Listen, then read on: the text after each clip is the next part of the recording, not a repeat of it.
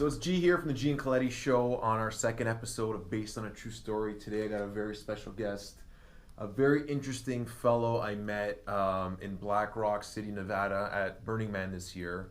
And we got to hang out a couple times since, and the more I learn about him, the more interesting he gets. So today's going to share a bit of his story with us, and I'm sure a bunch of you guys will be able to relate to some points. And then I think Matt sort of goes off in his own direction that is really cool and inspiring as well. So start from the beginning, Matt. Tell us who you are and, childhood, normal. Just start from the beginning. Cool, okay.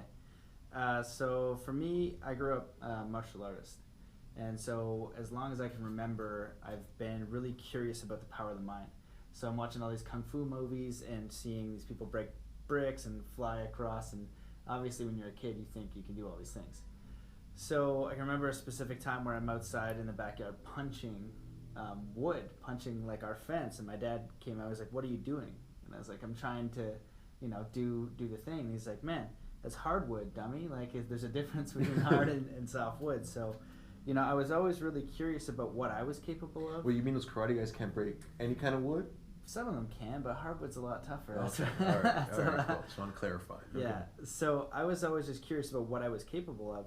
So I can remember in my teen years, I'm reading books on Zen, enlightenment, meditation, lucid dreaming, astral projection, and I'm trying these things, and I have no reference point. Most people are playing hockey and soccer and things like that. We have a common ground, but I was really alone in that experience. And I can remember reading a book on Zen and enlightenment, and just reading it like one of those those pictures you take and you cross your eyes and then an image pops? Yeah.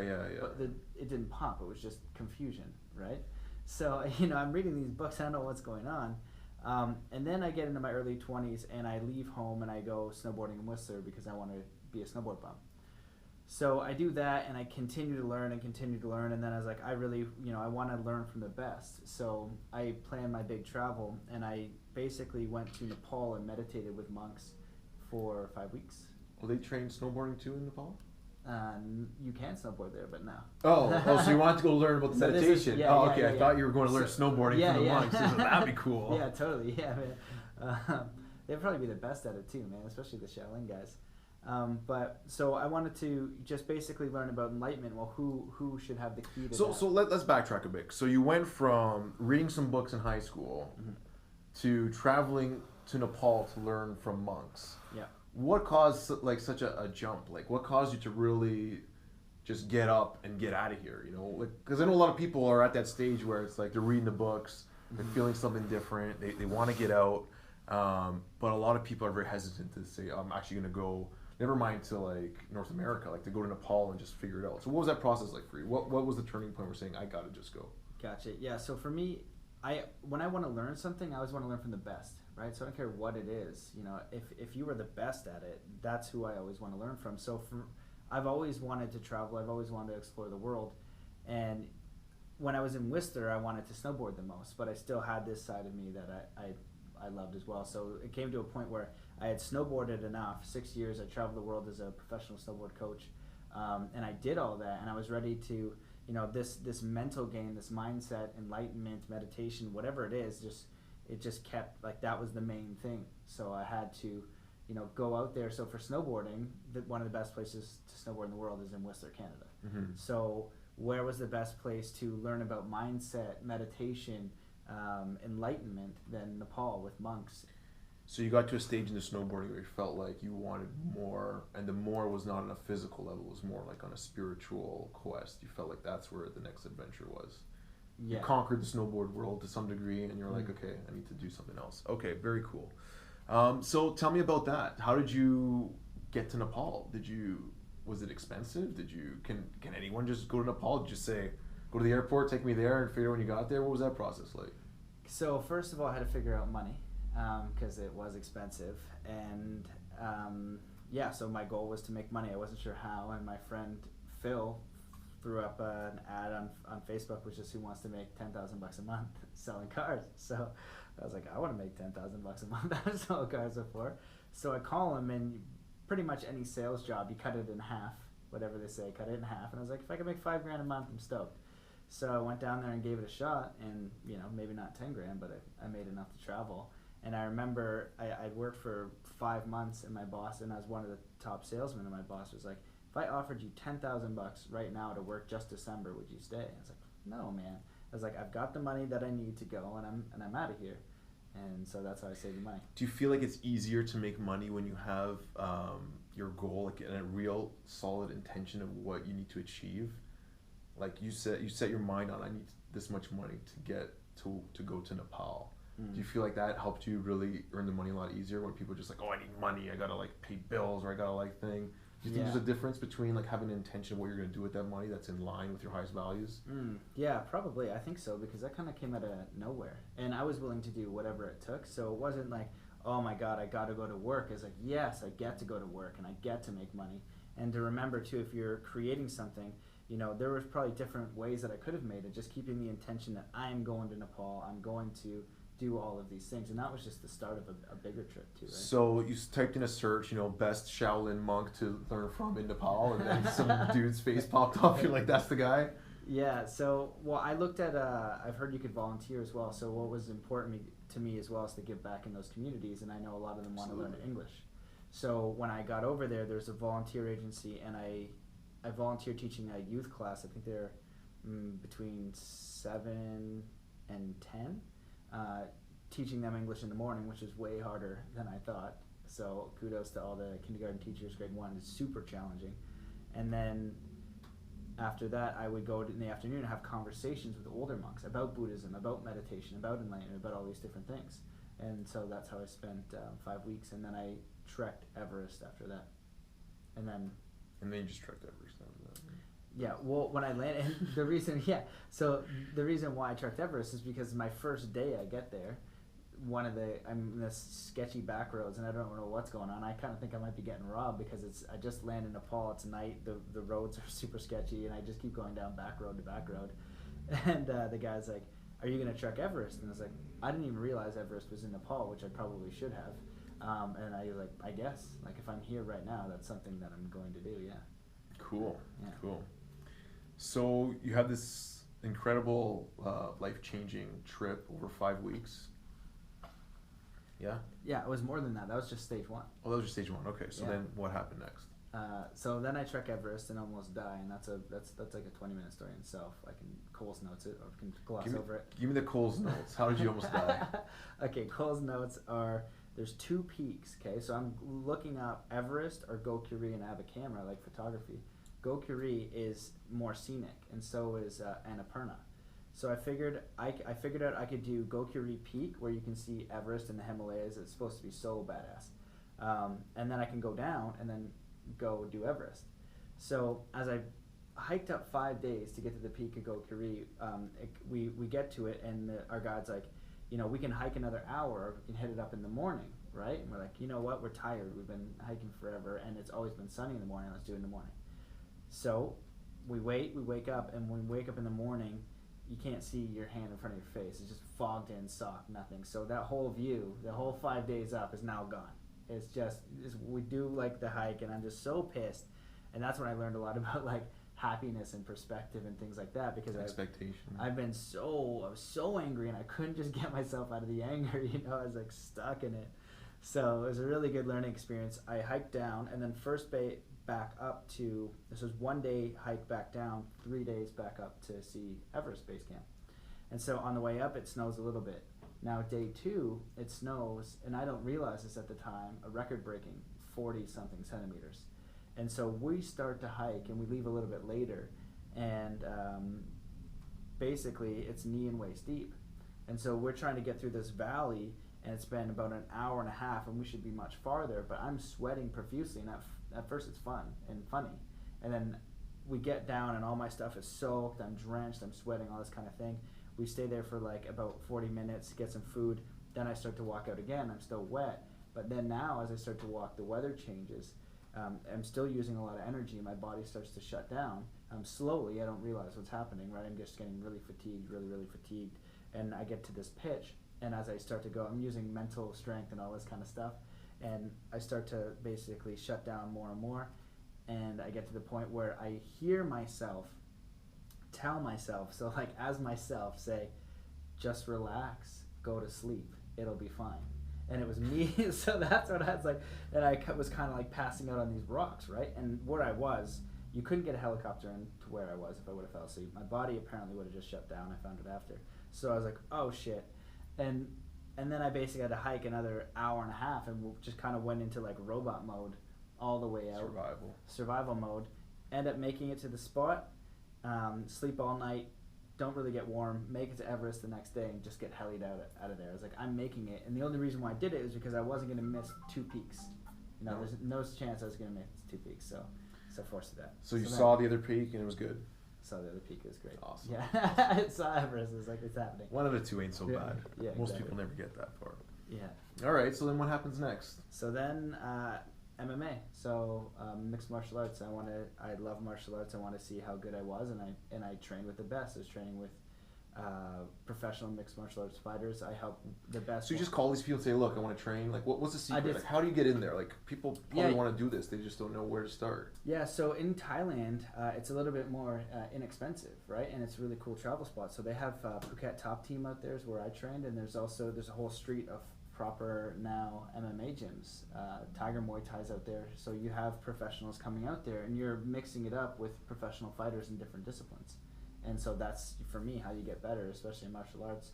There's the side of it that I love, that's the real traditional martial art, and then there's also the functional side, and I like both. Mm-hmm. Very cool. Mm-hmm. So how long did you do that for? So that was 5 or 6 weeks also. Okay. And so after that was Cambodia, and that's where I started to write the Zen Athlete book. So phase 2. So it was originally. What was the draw to Cambodia? Just party. Yeah. You had enough learning. It's like, okay, you need to let loose a little bit. I'm basically gonna enjoy myself, sit on the beach, do a little partying, and write the book. So yeah, so definitely some fun times there. And this was how long ago? So this is over what? This whole trip was. This was 5.5 months or so. Nice. Yeah. I think 5. And you went solo. Went solo. Oh, nice. Yeah. Any advice to potential solo travelers out there? Anything to watch out for? Anything to not be afraid of? What's the real scary stuff and then not? I think it's just being mindful. I think you're fine if you just keep your wits about you. The problem that people have is they just are not mindful. They'll get so drunk and then they get robbed. Yeah. You know what I mean?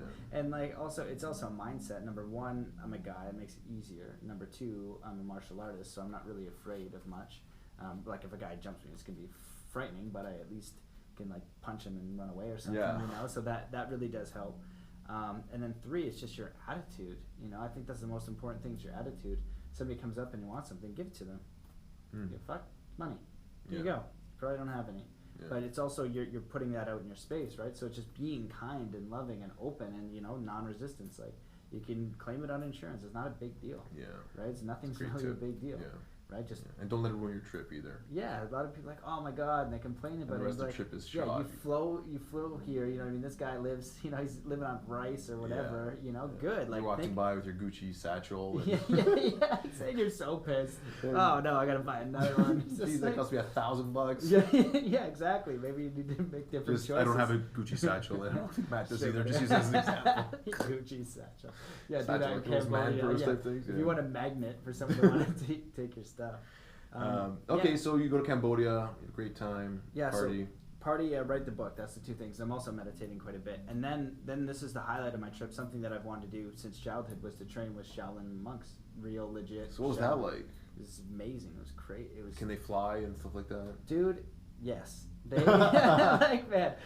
Watching them at night, so they would train. We would have our training, but then they would train on their own, right? And so sometimes I would look. Real training. Holy shit, dude. Like, when people go and they're doing shows, that was them. It was watching ninjas. It was watching 100% ninjas. It was incredible. They would do these kicks, and they could go over, like, I'm not that tall, like 5'8", but their stomach would be flat and V'd out, like, over my head, and they would have all the weapons and, like a Ninja Turtle, Donatello, all that, like, the maxed out version. It was unreal. Amazing. It was unreal. And so what type of stuff were they teaching you, like?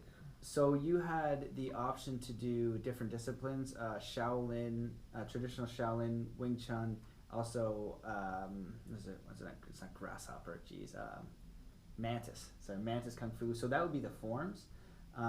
Teach you how to break hardwood? So one of the masters there, Master Go, who I interview, he could break stone, like a couple inches thick, or maybe like an inch, I don't know exactly, but it was thick enough, freaking stone, with 2 fingers. And he could break thicker slabs over his head and every point on his body, like elbows and knees, and he would just show that as a demonstration of what's possible. So I end up interviewing him, right? Because this is the stuff that I want to know. MMA is great, like mixed martial arts, great. But if you get stuck in a cave, you need to break your way out. You need real life skills. It's what is it? Kill Bill. Yeah, you know what I mean? Exactly. Just get yourself out. 1-inch death punch. Yeah, so I want to know, that's like mind power. That to me is a martial artist. Like, you've got a mixed martial artist, MMA, fighting is one thing, but this is an integration of a higher level of superhuman power. Mm-hmm. And so I'm interviewing him, I'm like, how is this possible? Trick, what's the trick? And there's a translator, and she translates it to him, and he's like, no trick. And I'm like, trick, tell me the trick, you know what I mean? Because I'm doing due diligence here. I want to make sure, because I know sometimes you can do tricks. Yeah. It's like, no trick, no trick. Sorry, third time, you know, it's just weird. It's a trick, you know what I mean? And he just starts slamming his fingers down on this oak after boom, and just goes years of conditioning. And outside the academy, there's the proof. There's trees with dent holes, finger holes, from them standing and just doing this. So that's hard qigong. And then he said soft qigong for years. So he puts the qi and the energy into his body, and then also conditions it through training. And that's all they do all day, every day. And that's when I had this really deep epiphany that being a superhuman couldn't be any more normal. It couldn't be.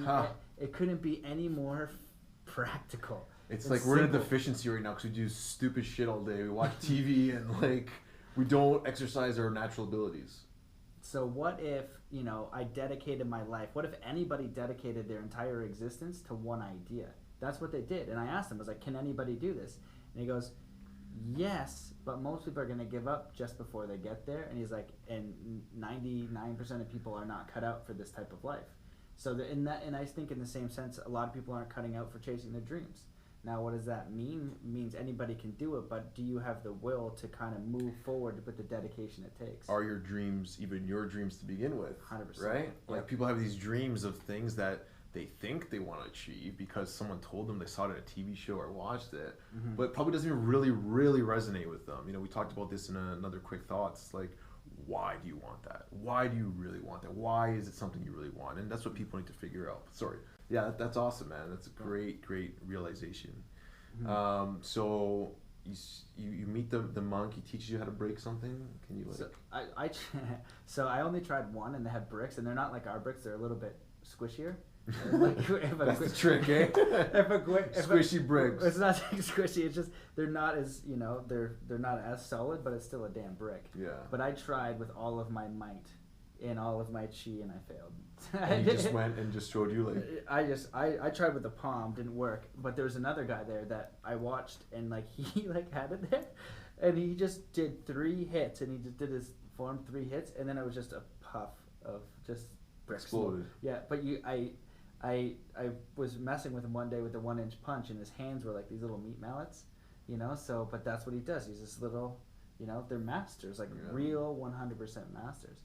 But what I was going to say about, you know, what we're talking about, the dreams, that's exactly why people are not doing those. And one of the things that I've helped people with lately is like this heart hypnosis meditation. And it's basically taking people's consciousness into their hearts to ask these questions. So what would you do if you had $1 trillion and you had all the resources you could ever have?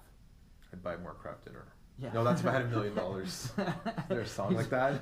I had $1 million. No, that's oh my god. Bare Naked Ladies. Yeah. I don't think they say buy more craft dinner though. Yeah. They do. Oh my god. But that's right, Kaylee? Don't they say that in that song? I don't know. Kaylee's here. Everyone, say hi to Kaylee. Hey guys. Are we good? Camera, good position? Yeah. Okay. Sorry. Yeah. What would you do if you had $1 trillion? What would you do if you had more money than? Just trying to check if we're in the screen still. You look beautiful.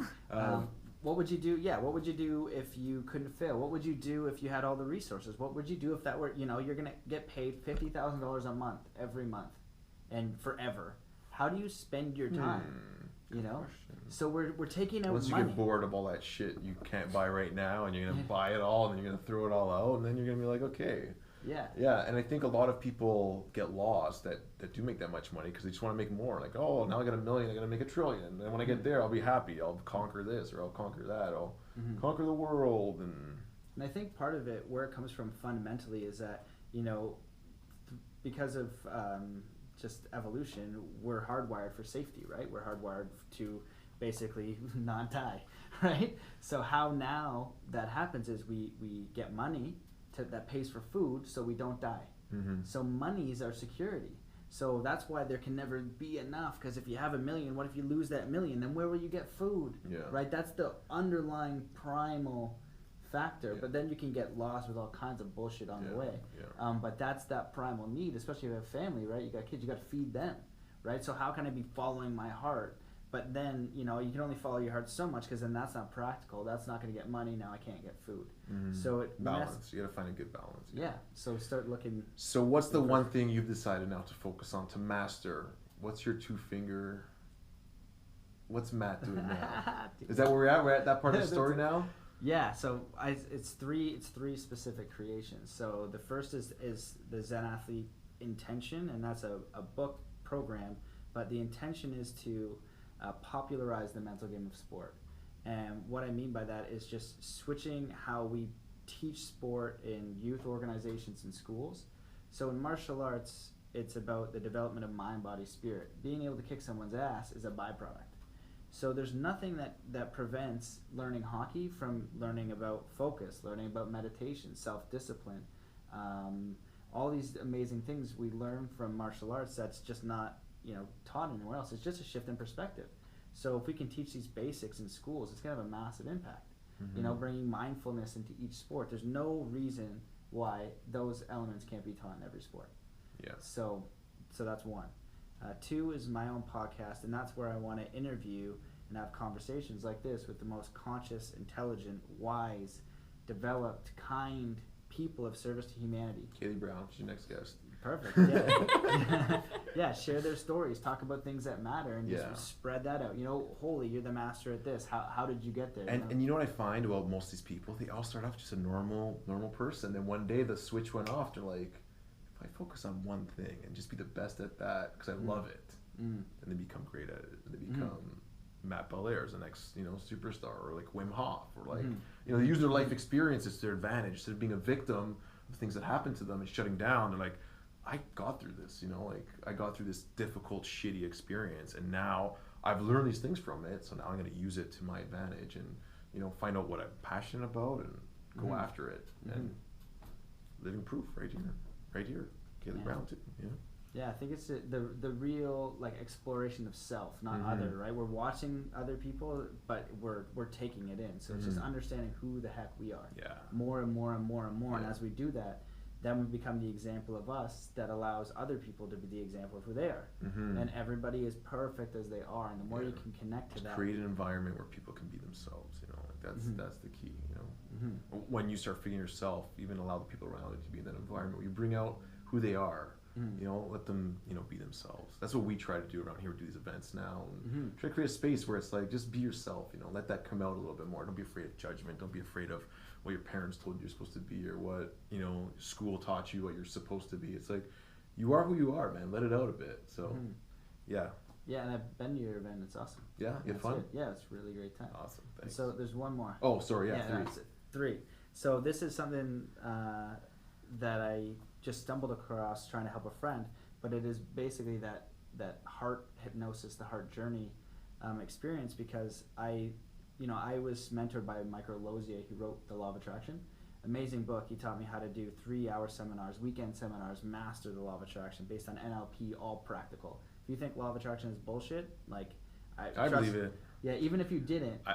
Even if you didn't, you listen to me for 15 minutes, 20 minutes, you're like, that makes sense. You could stay for all 3, like, that makes sense. So far, everything you said makes sense. So I don't see why that wouldn't. Yeah. So, like, the skeptic, right? Yeah. But my thing is like, okay, it's all well and good that you can create your reality, but what the heck do you want to create? There's no module here that shows us what we want to create, and I think that's the fundamental thing. It's like, you know, our life in a wheel, if it's 360 degrees, most people don't know if they're going north, east, south, or west. And when you can find your specific coordination, that's like your path home, and that's your purpose and your meaning and your connection to spirit. So if you start off with between 320 degrees to 360 degrees, you can narrow it down to 330 to 355, then to 341.21. That's your path walking home, and you know it. And so the best way that I've seen to help people really find that, because there's things like the passion test, which is great, but it's all in the mind. It's all in that level of consciousness. So when I go through this guided process, kind of hypnotize you into your heart, then your heart speaks about what you would create in this infinite space as a human. And of the 20 some people have done it now, I've had 14 people cry. One pissed himself. I love crying. Can I try? Right, yeah. One pissed himself from a healing, and one pop out of their body. And the other 8 died. Yeah. Yeah, not for the weary. Yeah, not for the weary. No one died. I'm just kidding. And disclaimer.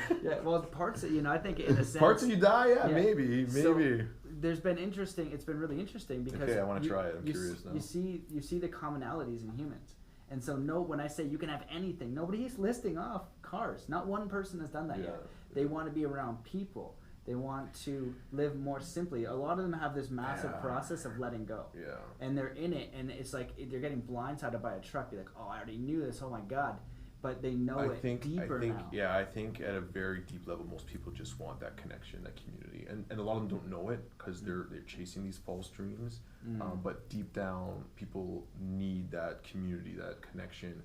And I think a lot of people that have the money got there by destroying all the relationships and then trying to fill in the voids with all these things, right? Because that's all they can do. And like, oh, you like me? I got a Ferrari, right? It creates that short-lived connection. But yeah, I think I can see how that happens. Yeah. And it's so all like hypnosis is or meditation is in hypnosis they call it the critical factor. So you say, hey Matt, you're the best snowboarder on the planet, and then I think, oh well, there's so and so and so. I'm like, hey Giovanni, this is gonna, whatever, and then you're gonna think about how you think that. That's the critical factor. It's your consciousness. So through a state of meditation or hypnosis, you get past that into the deeper parts of your mind to experience a different level of awareness. So you're looking at yourself through a different scope and a different intention.